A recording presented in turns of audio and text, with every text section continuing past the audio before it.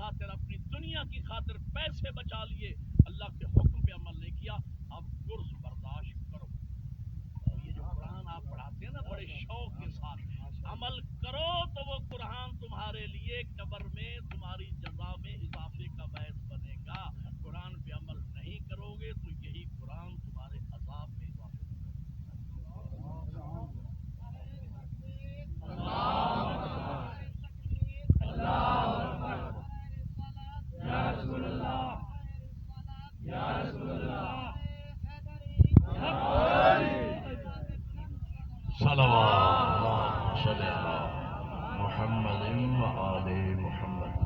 ایک حدیث اور سن لیجیے اور میں آپ سے اجازت لوں۔ میں نے ابھی فضائل قرآن پر ایک دو مجالس پڑھنی ہے، لیکن جب آپ تھوڑا سا یہ تبلیغ سن کے نہ نعرے لگتے ہیں، آپ ویسے بھی تھوڑا سا پریشان بھی ہو جاتے ہیں، تو پھر وہیں سے نقطہ نکال کے ہم فضائل کی طرف بڑھ جاتے ہیں کہ چلو۔ لیکن میں نے یہ طے کیا ہوا ہے کہ عشرے میں 2-3 ایسی مجالس پڑھی جائیں جس میں نوجوانوں کے ذہنوں کو جھنجھوڑ آ جائے، ان کے شعور کو بیدار کیا جائے، ان کو دین کی طرف سختی سے متوجہ کیا جائے۔ میں مولانا ہوں، مسافر ہوں، سید ہوں، اب 60 سال میری عمر ہو گئی ہے، اب میرا حق بنتا ہے کہ میں نوجوانوں کو تو نصیحت کر سکتا ہوں نا، میرے بزرگ تو ویسے ہی بہتر جب میں نے کہوں گا تو کون آ کے کہے گا۔ اگلی حدیث سنیے، آپ کے اور میرے چھٹے امام جعفر صادق علیہ السلام ارشاد فرماتے ہیں، بہت سے قاریان قرآن ایسے ہیں جو پڑھتے قرآن ہیں، قرآن ان پہ لعنت بھیجتا ہے۔ امام کا فرمان ہے، بہت سے قاریان قرآن ایسے ہیں پڑھتے قرآن ہیں اور قرآن ان پہ لعنت بھیجتا ہے۔ جو بندہ یہ پڑھتا ہے کہ انما ولیکم اللہ ورسولہ والذین آمنوا الذین یقیمون الصلاۃ ویؤتون الزکاۃ وہم راکعون، اور علی کی ولایت کا منکر ہے، قرآن اس پہ لعنت بھیجتا ہے۔ جو پڑھتا ہے قرآن مجید میں انما یرید اللہ لیذھب عنکم الرجس اہل البیت ویطہرکم تطہیرا، اس آیت کو پڑھتا ہے اور جناب سیدہ کو بطول نہیں مانتا، قرآن اس پہ لعنت بھیجتا ہے۔ جو قرآن میں پڑھتا ہے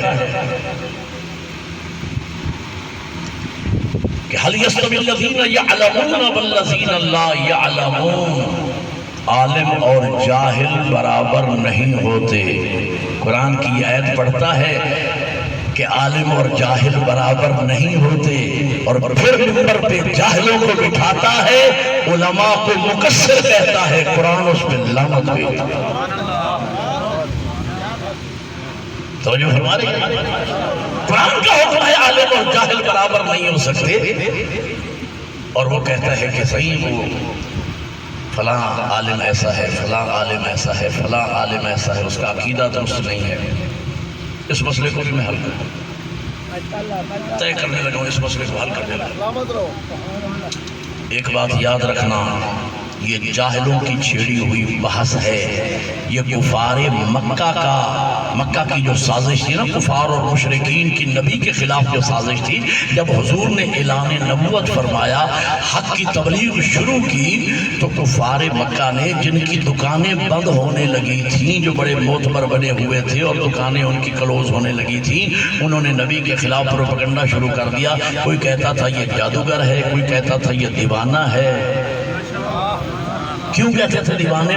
دیوانہ اس لیے کہتے تھے کہ بچے نزدیک نہ جائیں، جادوگر اس لیے کہتے تھے کہ عورتیں نزدیک نہ جائیں، شاعر ہے تاکہ پڑھے لکھے لوگ کہیں کہ یہ تو شاعری ہے، تخیلاتی مذہب اس نے بنا دیا ہے، اس کا حقیقت سے کوئی تعلق نہیں ہے۔ نبی کو شاعر کہا جاتا تھا تاکہ پڑھے لکھے لوگ ان کی بات کو نہ سنیں۔ یہ پروپیگنڈا ہے تاکہ حق کے لوگ قریب نہ جائیں۔ یہ جو علماء کے خلاف ہے نا کہ یہ فلاں مقصر ہے، فلاں وہابی ہے، فلاں فلاں ہے، یار جو قرآن و تعلیمات 20 سال پڑھتا ہے اسے تو پتہ نہیں ہے، اور جو جاہل ہے اگر سامنے سے اپنی کاپی ہٹا لے وہ نہ ربائی پڑھ سکتا ہے نہ قصیدہ پڑھ سکتا ہے، اس سے دین لیتے ہو، عالم سے دین کیوں نہیں لیتے ہو؟ الذین یعلمون والذین لا یعلمون. عالم اور جاہل برابر نہیں. جو عالم کو کم اہمیت دیتا ہے جاہل کو لاکھوں روپے دے کے بلواتا ہے. قرآن اس پہ لعنت بھیجتا ہے. اور شروع سے ہم یہی جنگ لڑ رہے ہیں کہ منبر اہل کے حوالے نہیں ہوا. تو جو ہے یا نہیں, جو سمجھے ہیں انہوں نے مجھے داد دی ہے, جنہیں نہیں سمجھ آئی میرا اپنا مقدر. 1400 سال سے یہی جنگ تو ہم لڑ رہے ہیں کہ نہ اہل کو منبر پہ بٹھایا گیا, اہل کو ہٹا کے. یہی کام اگر آج میری قوم بھی کرے کہ عالم کو ہٹا کے جاہل کو. اور عجیب اتفاق, یار بات سمجھ میں نہیں آتی, عالم پڑھنے مجلس میں آتا ہے, لوگ سگریٹ پینے چلے جاتے ہیں. جاہل آتا ہے تو سگریٹ پھینک کے اندر آ کے بیٹھ جاتے ہیں. جس قوم کو آج تک اتنی تمیز نہیں ہوئی کہ کس کی مجلس میں اٹھنا ہے اور کس کی مجلس میں آ کے بیٹھنا ہے. رحم کرو خدا کے لیے. عالم اور جاہل برابر نہیں ہو سکتے. اور جو بندہ یہ پڑھتا ہے الحمدللہ رب العالمین, تمام تعریفیں عالمین کے رب کے لیے ہیں, اور وہ اللہ کے علاوہ کسی کو رب کہتا ہے, قرآن اس پہ لعنت بھیجتا ہے. وہ لوگ جو یہ نعرے لگاتے ہیں علی رب علی رب علی رب, یہ قرآن کو نہ پڑھنے کا نتیجہ ہے. اگر میری قوم قرآن کی پہلی 2 آیتیں سمجھ کے پڑھ لیتی, بسم اللہ الرحمن الرحیم, الحمدللہ رب العالمین, تمام تعریفیں عالمین کے رب کے لیے ہیں, تو کسی جاہل کو اس منبر پہ علی رب کا نعرہ لگانے کی آج جرت نہ ہو. وہ کیوں مخالفت کرتے ہیں علماء کی؟ اس لیے مخالفت کرتے ہیں کہ اگر عالم منبر پہ آ گئے, ہماری جہالت کون خریدے گا؟ وہ کون ہے مجھے نام پر اس کا تلفظ یاد نہیں ہے. وہ لتا منگیشتر پتہ نہیں کیا, وہ اس کے گائے ہوئے گانوں کی طرز پہ قصیدے لکھ کے قوم کو سنانا. اور بھائیو ذکر اہل میں قرآن پڑھنا ثواب ہے, قرآن گانا حرام ہے. قرآن پڑھنا ثواب ہے, قرآن کو گانا حرام ہے. ذکر اہل بیت قرآن ہے, لیکن ذکر اہل بیت کو گانا حرام ہے.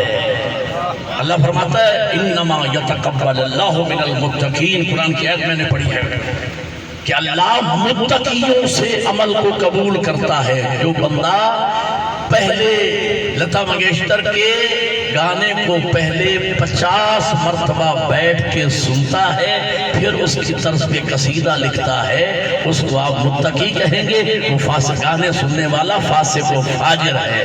فاسق و فاجر کا پڑا ہوا قصیدہ تمہارے مرنے والے مرحوم کے نامہ اعمال میں کیا اضافہ کرے گا؟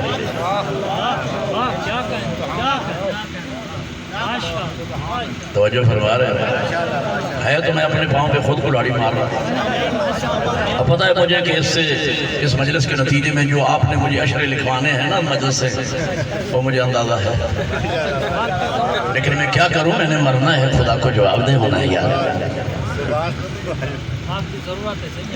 یہ ضرورت ہے. وہ میرا بھائی ان نسلوں پہ رحم کرو, اپنے بچوں پہ رحم کرو. 10 آدمی, یا جب میں نے کہہ دیا قرآن کا حکم ہے من احیاھا فکانما احیا الناس جميعا, جس نے ایک انسان کو ہدایت کی اس نے پوری انسانیت کو ہدایت کرنے کا اجر پا لیا. تو پھر ایسے بندے کو کیوں بلاتے ہو کہ مجمع زیادہ آئے؟ یار 10 آدمی آپ کے مجلس میں آئیں, ایک عالم دین کو بلاؤ, ان 10 بندوں کو وہ قرآن کی تفسیر سنائے اور معصوم کا فرمان سنائے. ان میں سے ایک بندے کی اصلاح ہو گئی, آپ کے نامہ اعمال میں پوری انسانیت کو رائے حق دکھانے کا اجر اللہ لکھ دے گا, اور وہ تاج آپ کے سر پہ قبر میں بھی رکھا جائے گا, قیامت کے دن بھی رکھا جائے گا. آپ لوگوں کی خوشنودی کی خاطر کہ مجمع یہاں اتنا ہو, پنڈال گاڑیاں لگی ہوں, لوگ کہیں فلاں ملک صاحب نے اور فلاں بڑا جلسہ کروایا ہے.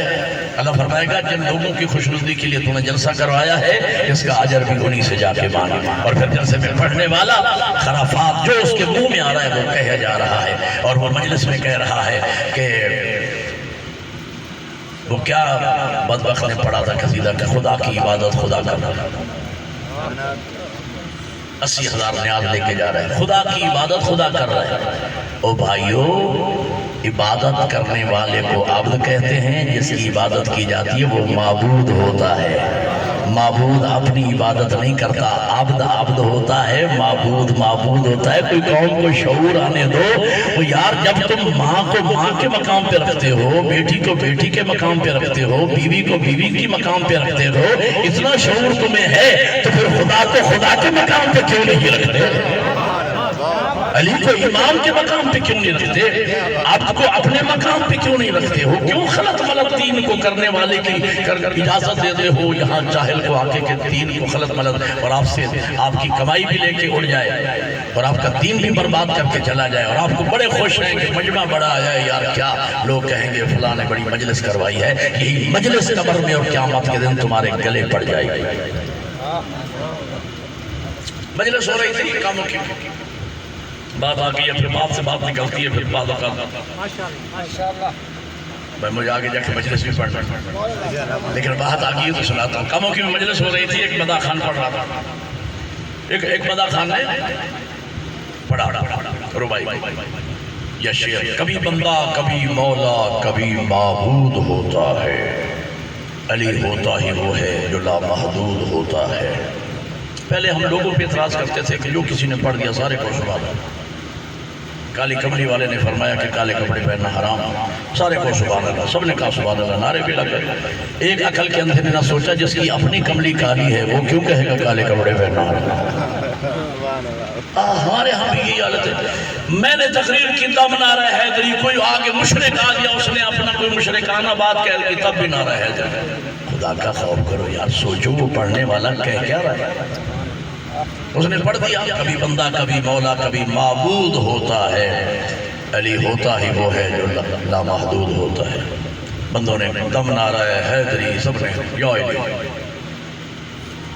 ایک بزرگ بیٹھے ہوئے تھے، یہ قبلہ کعبہ بیٹھے میرے سامنے، شاہ صاحب شانہ سکڑ سمجھدار زیرک متدین مومن بیٹھا ہوا تھا سفید رہی، وہ کھڑا ہو گیا، اس نے ہمت کی۔ اللہ قرآن میں حکم دیتا ہے ان تقوموا للہ مثنی و فرادا، اللہ کے لیے خلق کھڑے ہو جاؤ، اللہ کے دین کے لیے، اللہ کے نام کے لیے کھڑے ہو جاؤ، قیام کرو۔ ایک ہو تو کھڑے ہو جاؤ، دو ہو تو کھڑے ہو جاؤ۔ یہ نہ سوچو میں اکیلا ہوں، یہ نہ سوچو کہ ہم تھوڑے ہیں، لوگ ماریں گے، پریشان کریں گے، دھکے دیں گے، نہیں، اللہ کی خاطر کھڑے ہو جاؤ، قیام کرو خدا کی خاطر۔ اس بزرگ نے قیام کیا، اللہ کی خاطر کھڑا ہو گیا۔ اس مداح خان کے آگے ہاتھ رکھا، اس نے کہا کیا پڑھا ہے تم نے؟ اس نے کہا جی میں نے پڑھا ہے کبھی بندہ کبھی مولا کبھی معبود ہوتا ہے۔ اس نے کہا حیا کر، جو بندہ ہوتا ہے وہ معبود نہیں ہوتی، اور جو بندہ ہوتا ہے وہ معبود نہیں ہوتا۔ بندہ بندہ ہوتا ہے، معبود معبود ہوتا ہے۔ اب لوگ نعرہ لگا چکے تھے، لوگ آکھنے لگے او بزرگوں بہ جاؤ بہ جاؤ بہ جاؤ۔ بزرگ نے کہا یار یہ میرے بچوں کی طرح ہے، غلط پڑھ رہا ہے، تو میں نہیں ٹوکوں گا، یہ آگے بھی جا کے پڑھے گا اور لوگوں کو بھی گمراہ کرے گا۔ میں بزرگ ہوں، سوید ریش ہوں، یہ جوان بچہ ہے میرا، میں اس کو سمجھا رہا ہوں تاکہ یہ غلطی آگے کہیں نہ کرے۔ لوگ پھر بھی وہ بزرگ نے بات بڑی پتہ کی کیا آپ نے سمجھ لیں، لوگ کہیں بزرگوں بہ جاؤ بہ جاؤ۔ بزرگ نے بڑی پتہ کی بات کی، اس نے کہا کہ میں سمجھے سی بھی ذاکر چبل ہے، تسی تے سارے ہی چبل ہو۔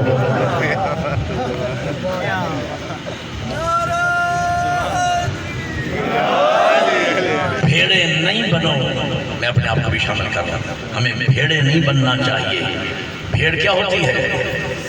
آپ تو ذمہ دار لوگ بیٹھے ہو، میں بکری کی بات نہیں کر رہا، گائے کی بات نہیں کر رہا، یہ بڑے سیانے جانے۔ بھیڑ وہ ہوتی ہے، ایک بھیڑ اگر کسی کنویں میں چھلانگ لگا دینا، باقی باری باری زبردستی پکڑتے رہو تو وہ کنویں میں چھلانگ لگا کے رہے گا۔ بھیڑ چال ہے۔ ایک بندے نے اٹھ کے نعرہ لگا لیا، 10 سال ویسے ہی 10 کھڑے ہو گئے۔ کیوں بھائی؟ سنو دیکھو کیا کہہ رہا ہے، ناراض تو نہیں ہو رہا ہوں؟ ختم ہوگی میری تقریر، میں کہنا یہ چاہ رہا تھا میرے بھائیوں، جو بندہ قرآن میں پڑھتا ہے الحمدللہ رب العالمین، تمام تعریفیں عالمین کے رب کے لیے ہیں، وہ اللہ کو رب نہیں مانتا، علی رب کے نعرے لگاتا ہے، قرآن اس پہ لعنت بھیجتا ہے۔ ایک گھنٹہ ہوا چاہتا ہے، میں دارستہ باتیں بڑی آ رہی ہیں میرے ذہن میں. یہ ہوتی ہے اہل بیت کی طرف سے تائید کہ بات سے بات نکلتی اور پھر بندہ جتنا چاہے پڑھتا چلا جاتا ہے. کل یہیں سے میں بات شروع کروں گا. اہم ترین کل مجلس مجھے آپ کے سامنے پڑھنا ہے. اعمال بھی میں نے آپ کو قرآن کے حوالے سے چند بتانے ہیں کہ زندگی بھر کوئی مشکل نہیں رہے گی، قرآن کو مشکل کشا بنا لینا. مولا علی